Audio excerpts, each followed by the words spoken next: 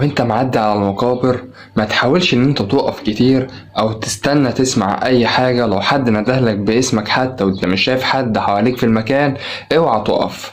دوس لايك، مش هتخسر حاجة، ومتابعة وصلي على النبي في كومنت وكمل معايا. كان في واحد اسمه احمد كان ماشي مروح على بيتهم، في طريقه بيبقى فيه مقابر. الطريق ده طريق زراعي وفي اراضي زراعية موجودة برضه.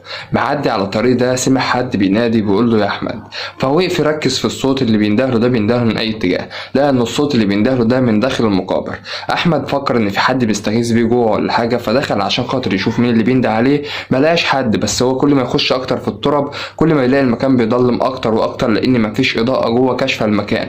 احمد تناه يتقدم يتقدم يتقدم يتقدم لحد ما لقى في نار جوه بعيده شويه كده، ففكر ان في حد بينادي عليه، هو اللي كان قاعد عند النار دي. فتناه يروح لحد النار. لما وصل هناك ملقاش في حاجه موجوده اصلا.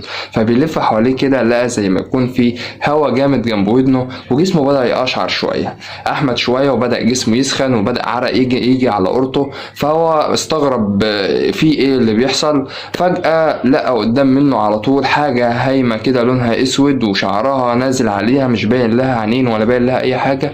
وفجأة قامت طقع عينين كده، طالع نار من العينين اللي قدام منه. فاحمد اغمى عليه فورا وتناه مكانه كده لحد الصبح. واهله جم خدوه، لانهم اصلا طول الليل كانوا بيدوروا عليه. لما عرفوا ان هو في المقابر جم خدوه. وبعد كده احمد فقد النطق لمدة اسبوع كامل. وبعد كده لما فاق هو اللي حكى كل القصة دي وقال اللي حصل معاه. فاستفيدوا من القصة وشير عشان غيرك يستفيد، وبلاش تجازف.